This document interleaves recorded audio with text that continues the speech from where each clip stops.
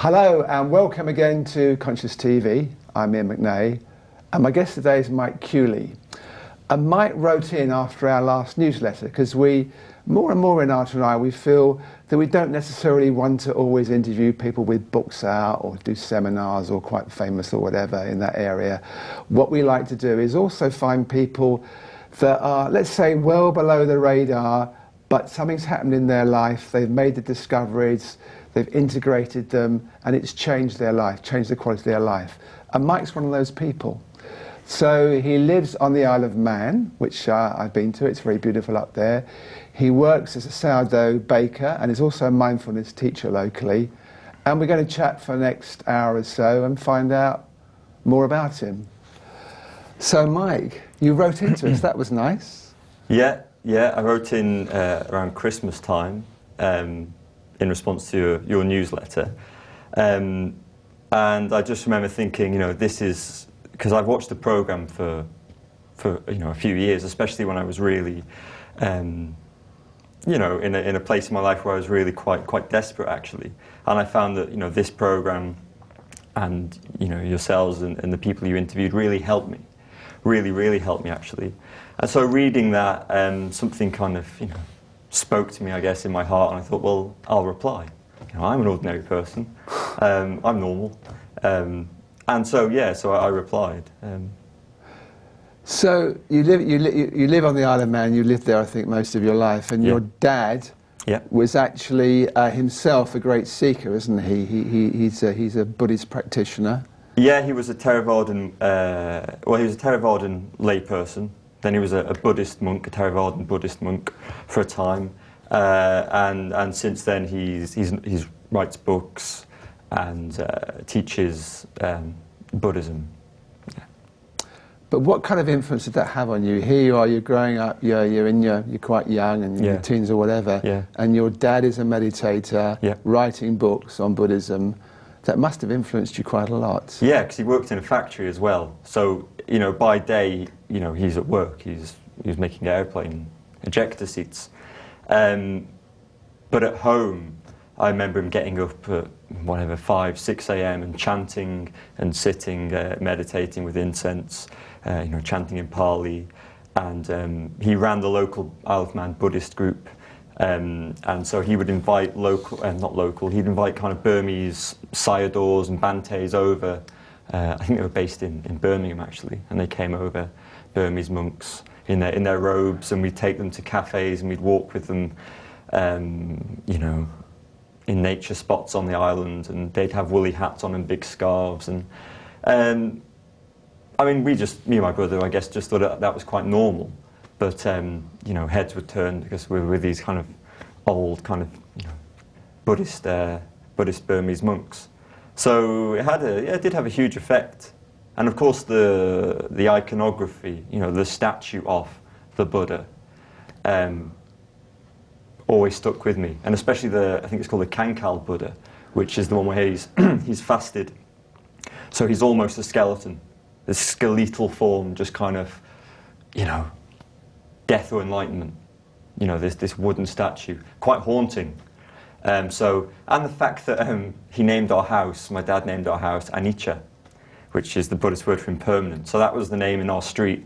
Everyone else was called, Dunromin and whatever, and then we were called Anicca, which is the Buddhist word for impermanence.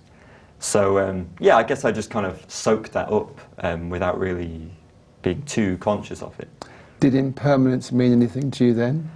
No. I it's just a name as such. Yeah, just a name. It means a lot now. We'll come on to that. Yeah. And were you happy in your childhood? It was quite a nice childhood. I've always been quite a sensitive child. I used to get quite upset at the sight of blood and my own veins. The way my body worked would be quite scary. I used to cry quite a lot and get upset by that. And at a young age, I asked my dad if I had to die, do I have to die? And death and blood and that kind of thing. I was quite, maybe just squeamish, but quite sensitive to all of that. Yeah, quite a sensitive kid actually. Yeah. Yeah. So what What happened in terms of you starting your own spiritual path? What were the triggers to, rather than something that happened around you, that started to involve you?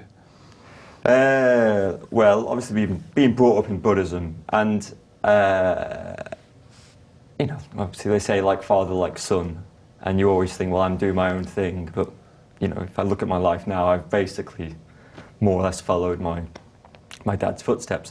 So I began reading. Well, my parents were divorced when they were 10, so you know, I didn't see much of my. They both kind of lived in other countries and at times, so I didn't really have a strong family base anymore. So I was kind of felt quite independent from a fairly early age. But I remember reading all my dad's books he left in the shed, for instance, on Zen and on Buddhism and all sorts. And I remember that the thing that stood out for me always was this thing about no self and emptiness. The kind of no self and emptiness kind of struck a chord with me from quite an early age. And so I read a lot of books. My bedroom wall was covered in quotes that I'd written out on the wall. You know, it was like a graffiti wall of like Zen quotes and haikus and all this kind of stuff. So I was really interested in it, and I think I tried meditating and stuff, but it wasn't until I was 17 that I had a kind of crisis, really. Circumstances in my life weren't much fun, because my parents lived away. I was kind of looking after the mortgage, if you like. So instead of going to study art at college, which is kind of what I wanted to do, I had to get a job in a bank, which, you know, I just hated it, you know, but something I had to do.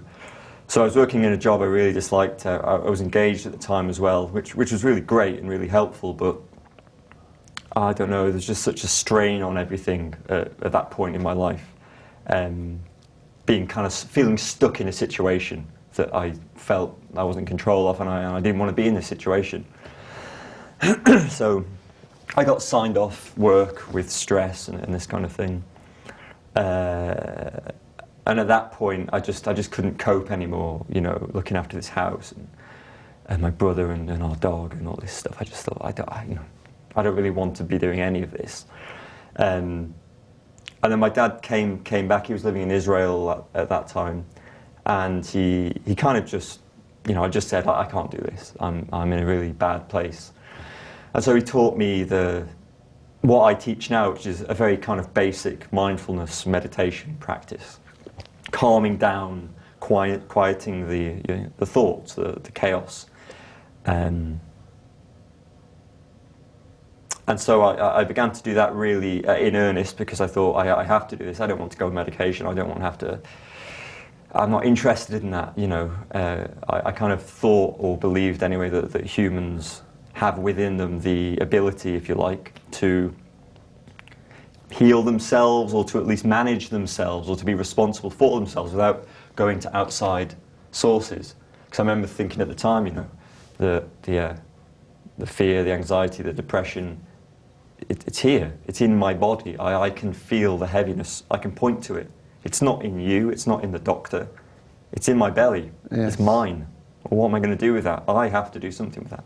So I started mindfulness meditation, and it was like a wonder drug. Within, I think it was 3 months, my whole life had turned upside down.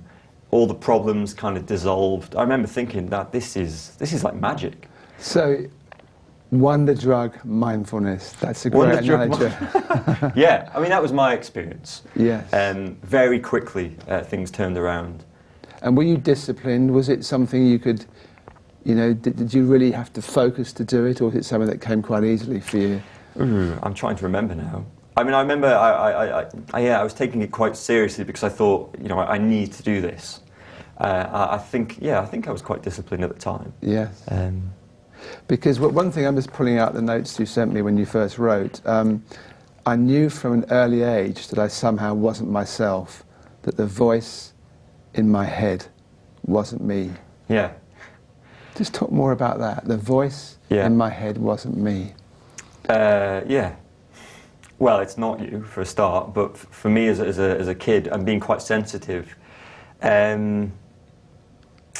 I mean, I don't know. I don't really know why, but I always had this sense, maybe that's why I was drawn to in Zen Buddhism, this idea of no self and emptiness, that I somehow wasn't myself. And I always thought that, even as a kind of intuition. And there were certain points in my life where I would suddenly see that or kind of experience that, and it was terrifying. Absolutely, I mean, the most terrifying. I was in India once with a friend of mine, Morton, and this isn't me. This isn't what I am. I'm not me, and it was terrifying. And I thought, he's going to have to put me on a plane home, because this. So you looked at your body, and you realised this is not. It's not me speaking. This just isn't me, and it was terrifying. And I've had a few instances. And with a friend of mine, a fat friend I'm staying with actually, I remember once we were out, when I was, 17, 18, and he was talking, and we were having a good time, having a drink with some friends, and just seeing him talk, and suddenly, and it was really quite emotional, I had to kind of hold it back. It's not him doing that. It's something bigger, it's something beautiful coming through. And it was amazing, it was beautiful. I'm sure he was just telling us, a joke or something that happened, but just that kind of, oh my God, So it's like... You're not yourself. It's a real challenge to the mind, because it's just shifting reality, isn't it? Somehow it's like what you feel is real. Yeah. What you feel is you. Yeah. What you feel is the other. Yeah. Is not the case. No. And that was really scary. And I had those experiences. They didn't happen very often, but they got more and more intense as I got older. So the terrifying was I presume was your mind's reaction to it. Is that right? Just a kind of freaking out. Like, well, what am I? Well, what is this? This isn't me. The voice in my head. I remember. When I was, in my teens, kind of going, oh yeah, this voice in my head is just memory. It's not me, I've remembered words, I've remembered information, experiences. It's just on a loop, it's being played, it's not me. And that was clear, like, oh yeah, it's these thoughts in my head. But that didn't really have like a deep impact, that was more just a kind of, But, yeah. okay, so I'm just interested that the mindfulness, and we hear more and more about mindfulness, and we'll come in more detail of the work you do later in the programme, but at that point, from what you remember, how was the mindfulness so effective? Was it just slowing everything down? Was it giving you a different perspective? What was the keys to the effect of the impact of the mindfulness? Well, at the time, this is when I first started doing it, and my situation suddenly changed. I just remember kind of feeling like I was just buying into a story about how I and other people thought something should be, and actually it could be anyway. It could be anything. I could do whatever I wanted. Really, there's no, and so the limits seemed to fall away. And I remember I wasn't kind of buying into people's stories and the pity, I'm in such a bad situation, why is it like this? That just all dropped away. And so my mind was calmer, it was clearer, I was more clear to then follow up what I kind of felt in my heart that I'd like to do, and that worked out. Oh. Yes. And I just felt like I'd been trudging through sludge. And then suddenly I'd come onto concrete with a great pair of trainers or something.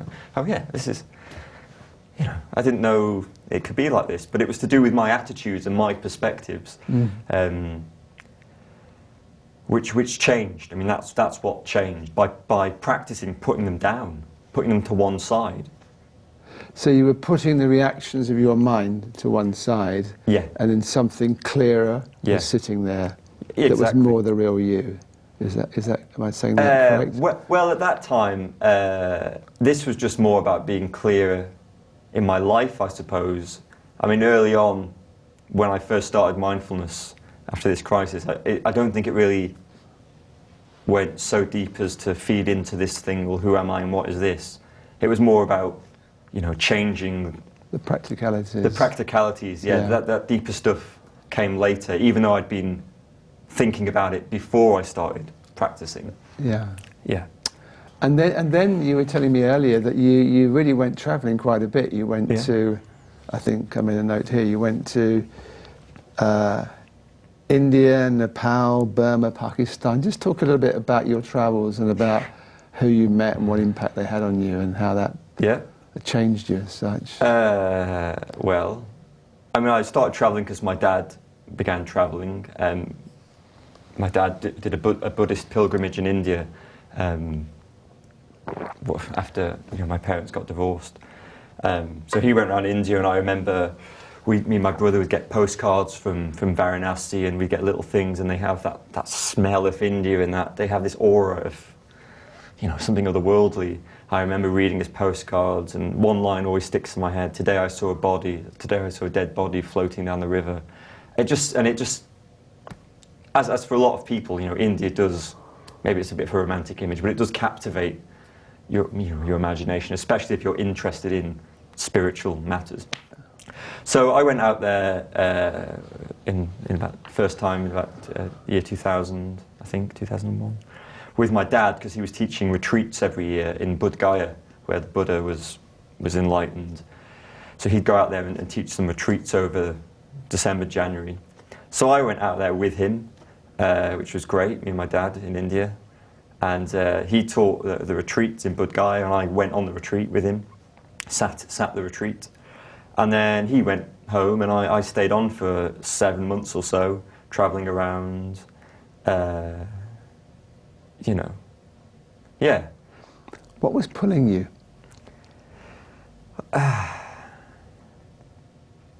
Well, what was pulling me, I guess, was what was always pulling me, which was just the sense that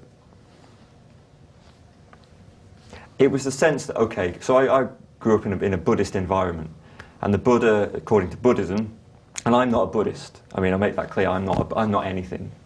Yeah, I'm not anything. I'm not a Buddhist. I'm not religious. But according to Buddhism, the Buddha was a normal human being, a normal bloke, like you and like me, like people listening. And he just had a desire. He had an overwhelming urge to discover what was true about himself and therefore about everything. And that's what he did, and he searched. And so I kind of grew up with the idea that it's possible for anybody to do this, because that was the model I had. It's possible for anyone to do this. You don't need to be divine or to blah, blah, blah. And then I thought, well, that's the same for me then. That's the same for me as a kid. But I also remember thinking, at a young age, if I don't get this, if I don't understand this, if this doesn't happen, then literally my life is not worth living. Like, it would be a waste, because otherwise what's the point?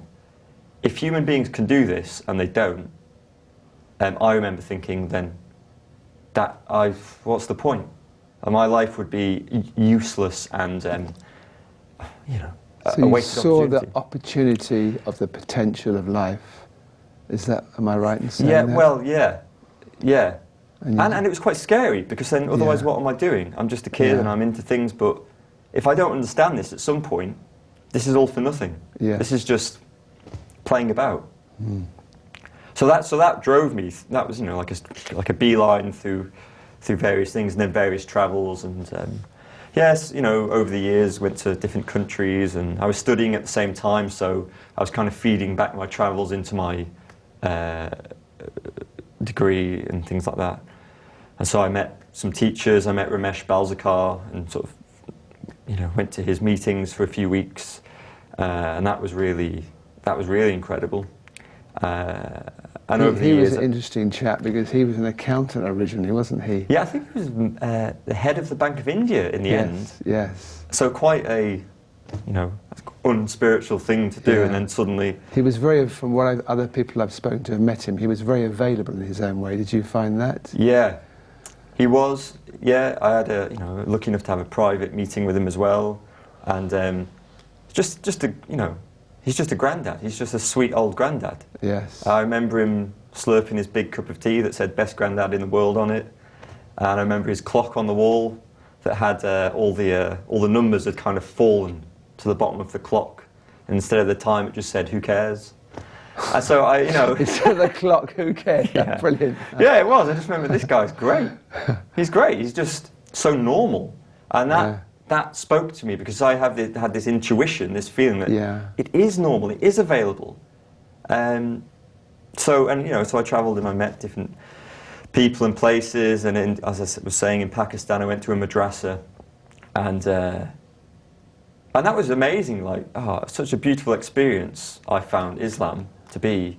The brotherhood side of things was so communal and embracing. I really felt welcomed and, you know, non-threatened, and, you know, you have all these ideas about what Islam is and what Pakistan would be, but just such an embracing atmosphere. And I was quite into Sufism as well, and that kind of thing. Yes, you know, so I would always follow up things, and I've met quite a lot of teachers, and in the UK as well. I remember going to see Ramesh. And but when you, I remember reading an autobiography recently of someone who travelled a lot in India when 19 and 20 years old, and they were looking for a teacher, and they wanted to find their true teacher, and it was difficult because for them at the time, because many people wanted to be their teacher, and they were young, they were American, they were kind of this is several years ago, so it was kind of a little bit prestigious for the teacher to have this possible American student or disciple. Right. And I guess it's quite hard. You've got all this availability of different teachers and doctrines, and you have to be really, in your own way, discriminating and clear and feel absolutely this is right for me, because to really go with a teacher or a guru is a commitment, isn't it? Yeah, and that's something I've never done. Yes. And I'm very, I've never been part of a group or a society or a religion, because I thought it's me. I'm, you know, I wouldn't have said that then, but, you know, you are your own guru. You are your own teacher. You have to be. You can't depend on another human being's interpretation, their words. Yes. How do you know if their words are, you know, do they speak for you? Or so I went to see Ramesh, and people were devoted to him, and certain things he said really resonated with me, and I thought, that's great, that's answered things, that's cleared things up. But I just never, I always felt, well, it's going to come from here, it's going to come from me. Yes. And even Ramesh said one day, you know, the chances of being enlightened are like 1,000,000 to 1, so everyone in this room can more or less forget about it. And everyone laughed, and I laughed, and I thought, that's great. Let's go and have a chai. And what did enlightenment mean to you then? You've already said that's kind of, you know, that's the purpose of your life. And yeah, that's a good question. Lightning bolts coming out of my so eyes. you had this image of kind of something dramatic and sensational happening. Yeah, like you'd know beyond doubt. You know, well, yeah, you'd know beyond doubt because it would be an otherworldly experience, and I think like a transformation, an instant transformation. Yes. You know, like 1 minute all your troubles drop away and everything's peace and bliss. And that's permanent, and that's like, oh, now I'm, you know, I speak softly and I glare, you know, I gaze at flowers and I move softly, you know, like that's what I imagined it to be. And some teachers I met kind of were that. So you think, oh yeah, well he's that, so that must be it. Then others weren't. Others were saying that's a load of nonsense and just be yourself.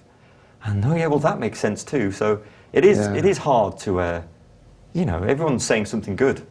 You've got to have a kind of strength and courage to go with what you feel is true, to go with your intuition, haven't you? Because, as you say, there's all these different temptations and invitations out there, and you've just got to stay here. And it seems like you, at quite a young age, got the knack of that, had the gift of that. Well, yeah. It's just, you know, not something I did or thought about. I just wasn't interested in joining groups or this or that, because I thought it's like with the depression I had when I was 17 and the stress, it's in here.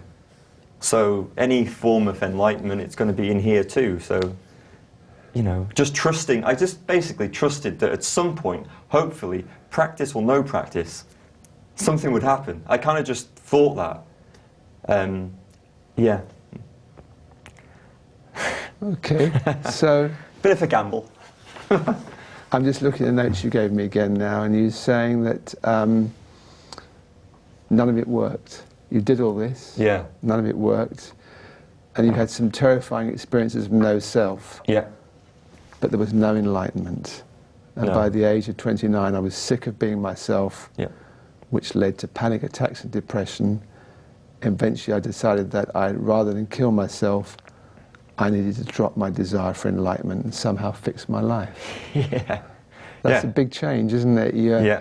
fix on this image of enlightenment, you do so much, you go and travel to Yeah. India and meet different people. Yeah. Your dad's practicing and, Yeah. and you meditate, and then... So how Yeah. sick did you get of the whole thing? Just how extreme did it get, your kind of I don't think I got frustration? sick of it, but I got sick of me not getting it. Yes. And the only times it would kind of flash up were, like one time, this experience of no self, my body went into complete paralysis, like it was contracting so hard against what felt like a real opening. So I was terrified of letting go, if you want to call it that, into some experience. Well, just try to explain that more. So what you're saying is that was an experience of no self. Yeah. So what did that actually feel like at the time? Well, I was lying in bed, and actually, I think I was at the beginning of Eckhart Tolle's book, Power of Now. He says where he was going to kill himself, and he kind of thought, I'm going to kill myself, and who's the me that's going to kill? How many me's are there? And I was thinking about that, and upon thinking about that, something happened. I'm not saying I had the same experience, but the same train of thought. It was as if the whole of the back of my head, if you like, just opened up into a chasm, and I kind of was falling back into it. But my whole body started shaking, and this used to happen sometimes. I'd get these kind of energetic tremors, I guess. But my body went into a kind of paralysis, and it was all tight, and it felt like I wanted to fall back into nothing, but I couldn't. My body was like, hold on. Yeah. So there's a kind of... There's a feeling, and just repeating yourself, what you said to start with, the feeling you want to fall back into nothing, and that's real on one level. Yeah. And on another level, you've got the human level of the body. Oh yeah. And that's going to be both cellular level and also in the mind. That's terrifying, the fact of falling back into nothing, because that doesn't exist anymore, does it? No, exactly. The body, I was, on one hand I wanted to, I guess, but on the other hand I was hanging on at the same time. So that was terrifying, and then, God, the results of that experience, which lasted a few days, were terrifying as well. It got worse because I switched the light on after after that experience finished, and I realised that the room looked different. And I had a djembe drum, because I'm a drummer as well, and there was something different about it. And then I realised that the room and the drum was in my head, and it wasn't me in the room; it was the room in me. And I was absolutely... I thought I'd gone mad, and it was horrible. It was scary, very scary. I thought I'd have to have some help, Yeah. So that's actually a very deep experience, because but it was terrifying. I understand, Yeah. but that's, in a way, the oneness, and yet where you were, it was also, as you say, terrifying. Yeah. Yeah, it was. Yeah. So talk us through what happened next. You had these experiences, and then you decided to get a counsellor. Yeah, had all the experiences, travelled, did lots of things. I did 2 degrees in related subjects, kind of East and West spirituality and philosophy. And just sitting there studying and reading and meditating as well, I just suddenly felt like I was on a plateau, and I was getting kind of... numb and bored and stuck in my head, and I didn't particularly want to read another book on who said what, you know, and I felt dead, and I felt, well, what's the point? And again, I kind of had went into depression, and I wasn't enjoying my work, and just everything just seemed to be like, I'm just not enjoying life. I'm not enjoying my life, and I was getting really acutely sick, I suppose, of being me, and by that I meant me in my mind. So I said earlier, I kind of, thought clearly when I was younger that, this voice in my head isn't me. But that was it, really. It was like, oh yeah, it was quite almost academic. Yeah, it's not me, it can't be me. But, when I was 29, I was having suicidal thought. I don't think I would ever, I didn't really want to kill myself. I didn't hate myself. I didn't want to harm myself. But I didn't want, if there was an off switch for this, and I couldn't find it, and I just didn't want to be in my mind anymore. I didn't want to be in my head anymore. I think a lot of us trying to find the off switch for this. It's not always so easy to find, is it? Yeah. So there was that, and then there was a panic, stuff that had never happened before, like a panic attack, and just this leaden depression. And so, so I thought, non-duality and things like that, which I was really into, the idea of non-doership and nothing, and just kind of, I just thought, it feels counter, feels to go kind of against that, to suddenly say, actually, I need help. I'm not talking about spiritual help, I'm talking about someone who understands depression, emotion. Yes, yeah. So I decided to I'm going to have to just leave this obsession, which is what it was, and get help, normal, human, practical help. So I started seeing a counsellor at university. And it worked pretty quickly, didn't it? It was amazing. It was amazing. I thought, why didn't I do this 10 years ago? Yeah. That would have been a shortcut. So what were the key things that you worked together with the counsellor with that really triggered this change? Well, I think for me, most of it was stuff that basically wasn't resolved about, particularly when I was 10 years old, my parents got divorced. Not really knowing the situation, the ins and outs, not knowing. And of course, as a child, I certainly felt on some level, maybe it's me, maybe I'm to blame, maybe, you kind of put yourself in the picture. So all of that kind of basically childhood stuff that was unresolved, that hadn't been met, that hadn't been allowed, that hadn't been spoken to yet, was still down there. And so a lot of that came up and was met, and I was able to kind of communicate it to my parents, which was nice to be an adult about it rather than kind of having these childish feelings, that immature feelings, but very important feelings that weren't expressed at the time. So expressing immature emotion as an adult, saying I still have this. This needs to come out. This is like 20 years old. So I found that really helpful and emotional, of course, and that really seemed to work quickly. Because the body in itself is holding on, isn't it? It's holding on to all the little traumas that we've had over the years, and the blocks, and even though we might have an understanding of the bigger picture, unless something is cleansed and cleared, it's going to really prevent us really falling back. Yeah, exactly. And I guess that's what it was. It was holding on. I mean, maybe you think of it in terms of like a balloon or something. If you put or a hot air balloon, you put rocks in the basket and it's not going to lift up. Or you take them out and suddenly it's light enough to do that by itself. So those rocks, those heavy emotions were being let go of, released.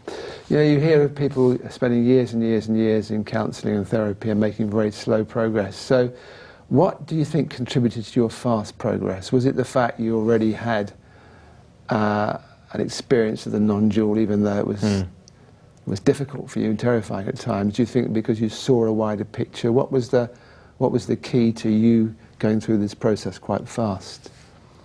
I mean, I don't know, other than, like, I tend to be quite obsessive about things. I take the You're things I'm focused. interested in, I follow Yes. to the end. Yes. And I just dove in, and you know, I dived in. And I thought, let's do this. Let's meet these things. And you know, for instance, I had an experience. It was kind of an imaginative experience, but it had a physical effect of kind of meeting my shadow, if you like. You know, I'm not into psychology and stuff, but you know, there was this kind of shadow element to me that used to live. It was very bizarre. It used to live over my shoulder. Yeah. I remember being a kid, being scared, and I always used to look over my shoulder. It always felt like someone was watching me from this shoulder, and it was always a dark figure that kind of, you know, I was very afraid of as a child. And then, you know, going through the process of counselling one night, I kind of, oh yeah, what is that? Who is that? That shadow that was there as a child. And so in my mind, I turned round to it, you know, in my imagination. I just said, you know, who are you? What are you? And it said, I hate you. And I said, but why? And he said, because you ignore me. You've ignored me your whole life. And I was just thinking, this is weird. And I said, but I love you. That's what I said. I said, I love you because you're me. I don't hate you, I love you. And then, you know, in my mind, in the image in my mind, I embraced it. And it kind of became me.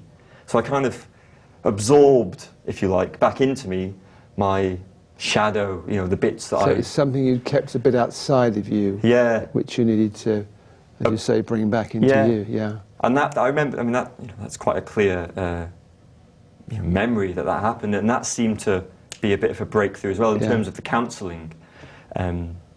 Yeah. Okay. One of the things that was quite intriguing in the original email you sent was that you had this 45-minute awakening experience in the library. Oh, yeah. And it was when you were reading this book Yep. by Rupert Spira, The Transparency of Things, which Rupert's a good friend of Renata and myself, and has written many good books, and of course he's been on Conscious TV several times. Just talk us through what happened there. Yeah, so I was due an appointment with my counsellor one day, and I got there a bit early, and I thought I'd sit in the library and I'll do some research. And then I'm writing something, and I looked on the shelf next to me, and Rupert's book was there, this book. And I'd seen him on Conscious TV, and I just really thought, that's great, I just love that. Really connected with what he said. And I thought, you know, at some point I'll read his book. So it was there. I thought, that's great. And it was in the wrong place. I mean, it's one of these things. People talk about books hitting them on their head, and it was, you know, the book that changed their life. But, you know, I kind of looked there, and his book was, someone had put it in the wrong place, and it was there. So I thought, well, that's great. You know, took that. And I just started reading it, just kind of, you know, right. And I only got, you know, a few pages in, I think. And then I read this sentence, and I don't remember word for word the sentence, but it was something like, he was talking about how the page and the words are not separate. There's no page and the words. The words are the page. You know, the words are made of paper too. And then it was something like, likewise, the experience you're having right now is only your own awareness. Now, I'd heard that said in different ways, and, you know, many times in many hundreds of books. But on this occasion, for some reason, when I read that sentence, everything just stopped. I mean, like it just does now. Everything just went. Okay. So how do you feel now? You say everything just stops. What's that feeling? Did you have the same feeling now? If I stop kind of telling the stories of my life, which I'm doing, that's all I'm doing, and I start talking about now, I'll go very quiet, and I'll become. It quietens me down. It stops my mind, and it's just kind of like basking, resting.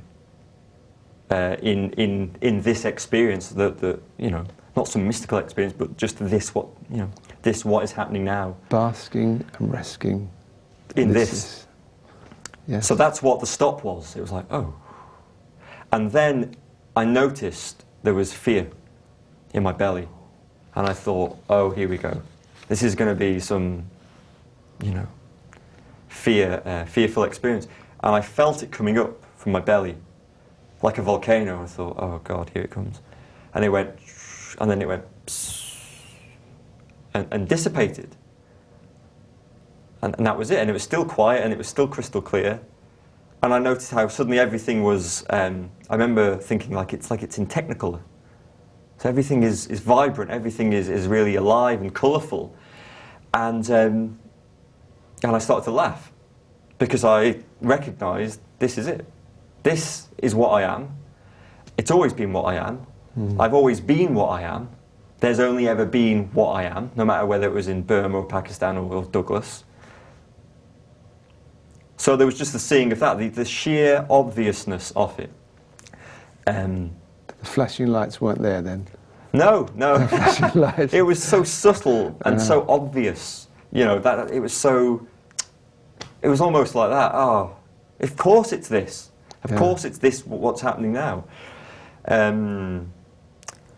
So I started to laugh, because it was a joyful recognition, and it was great. And then I suddenly thought, I've got to get out of here, because I can't just sit here laughing my head off, because I've got to get outside.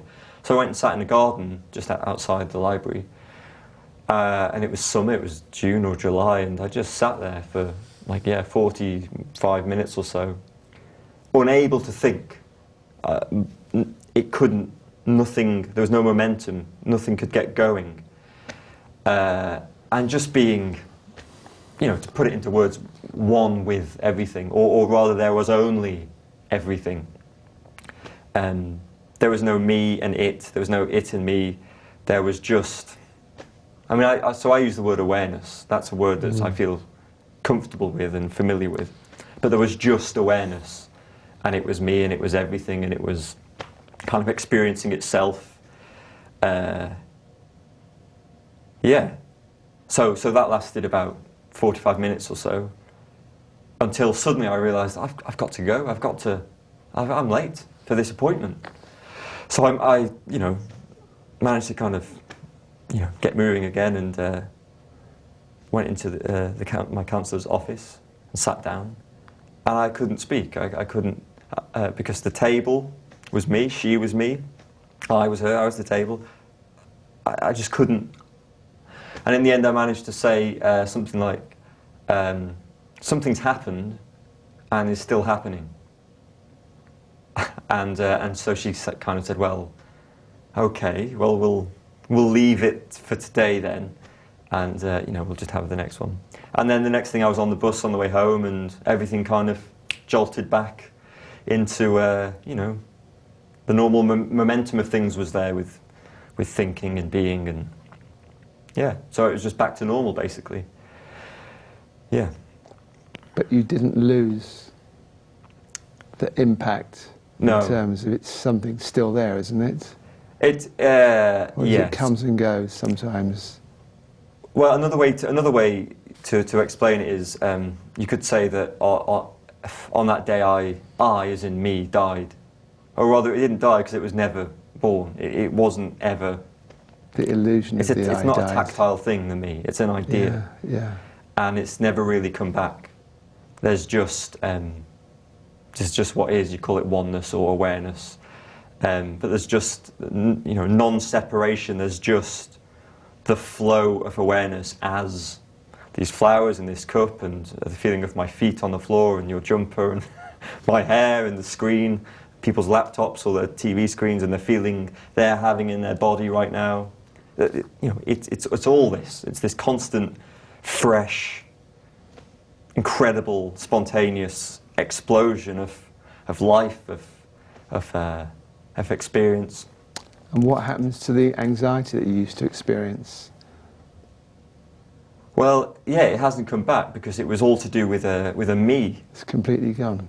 Yeah, I don't like I don't make claims or anything like that, but I can't see it returning ever. I can't see how that's possible. And I'm not saying life is joy and bliss and I'm skipping down the streets and kissing strangers. Well, you were quite sprightly when you came in the studio this morning. It wasn't quite That's a the skip, espresso. But there is a background, and you know, you could call it okayness. I think Ken Wilber uses that word. There's an okayness. There's a sense of, I mean, in a deep sense, you know, I'm in love with life. I'm in love with this. And it, you know, I can't really get the words to say it, but there's only this. There's only myself, in a sense, not Mike, but that which allows the experience of Mike. There's only that. So, and there's not much thought really anymore. It's very quiet. And what happens about, you know, that we all have this reactivity to situations, things happen and we react? Do you still have that?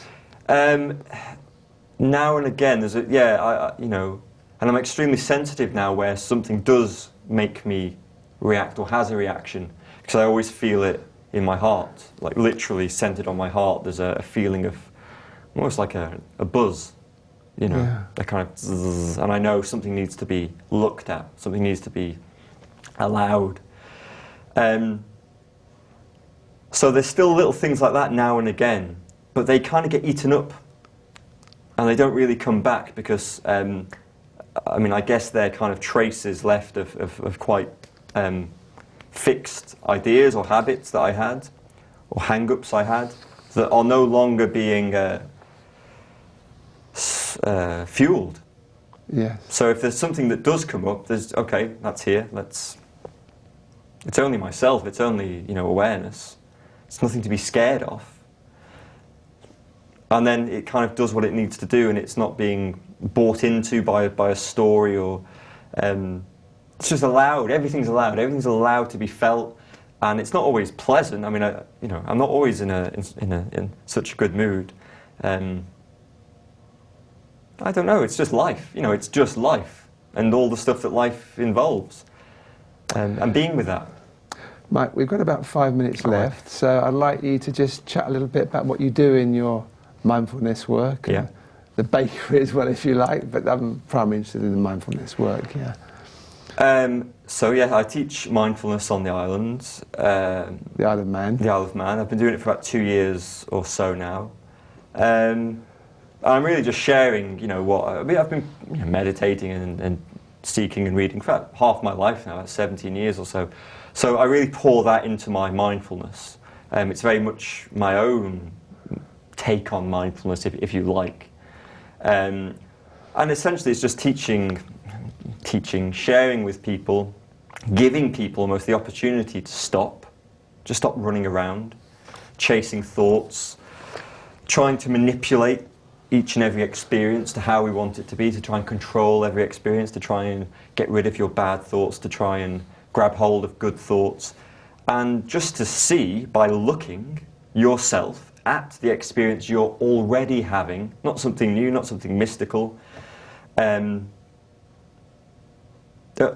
what that experience is like, which is it's flow, it's change, it's impermanent, it's flux. Thoughts self-destruct, experiences self-destruct. You don't have to go and have a lobotomy to take a thought away, or, you know, have an operation to remove depression or anger. None of that lasts. None of that is concrete. There's no such thing as concrete. There's no such thing as the same. These are just human ideas. These are just ideas we label reality with. The same, concrete. This is how it's going to be. I know how it's going to be. Change this, change that. So it's about reducing, even as an experiment. Okay, what happens if I reduce myself to just what's happening, as it is? You know, and holding that in awareness and being aware of that, without fueling the stories about that, and just resting with it. And there's a deep rest, you know, available with our present moment experience. And the more, you know, as a practice through mindfulness, the more you can rest there, the kind of, I always say it's like the volume gets turned down on your mind. And you're left with what's already here, which is this experience, which is mind-blowing. It's not just sitting on a couch and a glass of water and some flowers, and this is the universe, this is awareness, this is, I don't often use the word God, and I certainly don't mean a personal Christian God, but in the sense that this is everything. You know, this is it. This is it, and it's waiting for you. It's not even waiting for you, it is you. But, you know, you need to stop and let it say, hello, I'm here. I'm not anywhere else. I'm not in your thoughts about in 10 years' time and when you win the lottery or when you remove anger or when you become the perfect spiritual master. Because it's love, it's here now. It loves you, it is you. It wants you to stop. It wants to execute you. It wants to chop your head off. It's just, you know, so that you can be free. And then celebrate this and share this. So that's kind of what I do. It's just the invitation to Well, you do a lot. To settle down. Yeah. Yeah. And you make bread as well? Yeah, I'm a sourdough baker. I've been doing that for about a year and a half. Is the bread special if we come and if eat you your taste bread? some, I can guarantee your enlightenment. No, it's great, yeah. It's great bread. It's nice to work with my hands. For the first time in my life, it's nice to make something, you know, tangible. Yeah. And so, yeah, it's... Mike, I've really enjoyed chatting with you. I'm really happy you wrote in, and you're not famous, and you live on the Isle of Man. It's a fairly quiet place, but I think we made a very interesting programme together, so thank you. Thank you, I really, really enjoyed it, thank you. And thank you everyone out there for watching Conscious TV. You know, if you're like Mike, you're not necessarily a teacher, haven't written a book, and you feel you have something to contribute, do get in touch, and we'll always respond. Conscious TV. Thank you for watching, and I hope we see you again soon. Goodbye.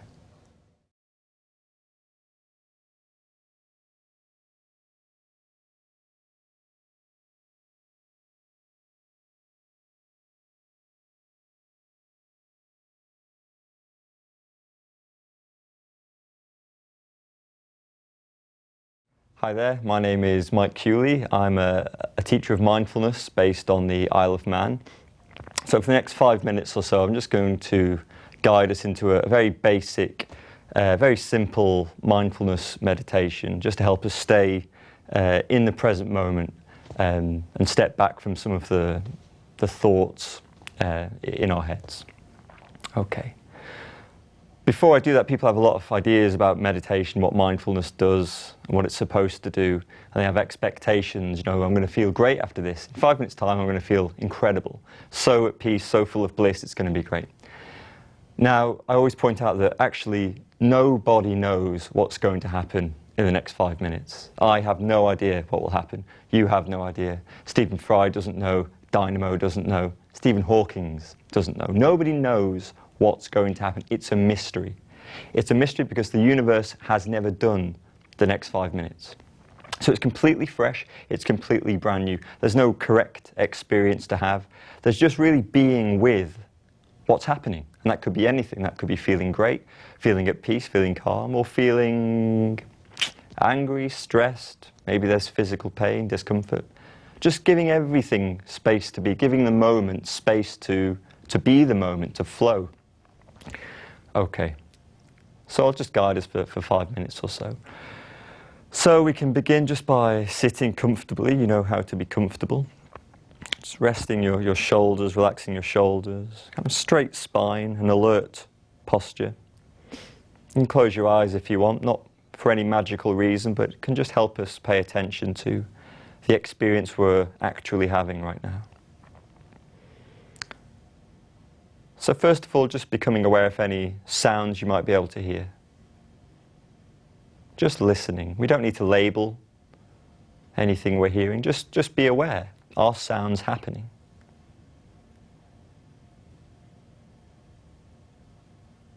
Now becoming aware of how your body feels right now.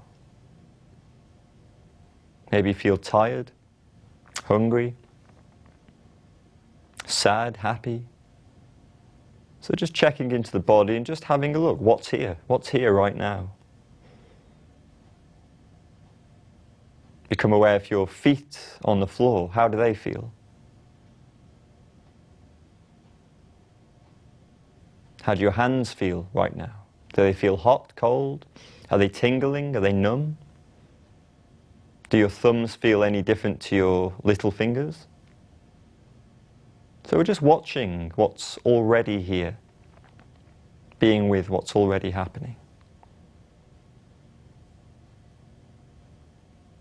And now becoming aware of the breath as you feel it moving in the body. And how do you know that you're breathing right now? There must be a sensation, a feeling of the breath in the body somewhere. So just see if you can find it. Where do you feel the breath most predominantly? Maybe you can feel it in the belly, softly rising and falling. Maybe you feel it in the chest and lungs. And just note how it feels to be breathing. What's the sensation of breathing like? Is it pleasant? Does it feel nice, open, spacious to be breathing?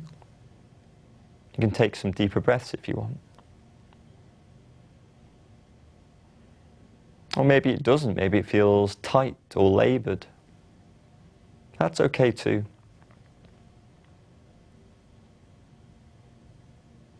So just resting our attention with that movement of breath. And just noticing that your breath isn't in a hurry. Your breath hasn't got an appointment to get to.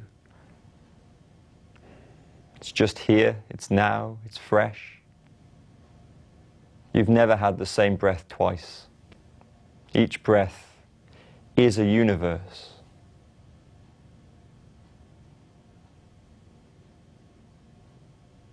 And then just becoming aware of the sensation of the breath as you feel it, flowing in and out of the nostrils. It might take you a few moments to tune into the breath there. It's a subtle, soft sensation. You might begin to feel sharper, cooler in-breath, followed by a longer, warmer out-breath. So for the next few minutes, we're just going to watch this breath, just as if you were watching a TV show called My Breath. Just watching it, being with it, feeling that raw flow of breath, flowing in and flowing out. And each time the mind wanders off into thoughts, images, colours, shapes, ideas, the voice in your head, that's okay, that's what the mind does. Its job is to think. Every time you realize you're thinking, it's okay. But just shift your attention back into that raw flow of breath. So just staying with that breath for a few moments.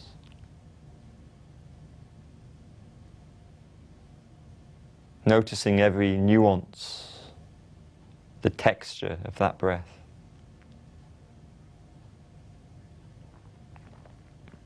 And allowing everything else to happen.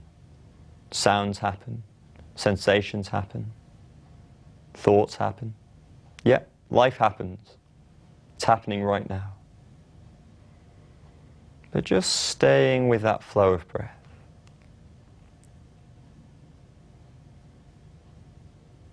And seeing maybe how soft and gentle it's possible to make that breath.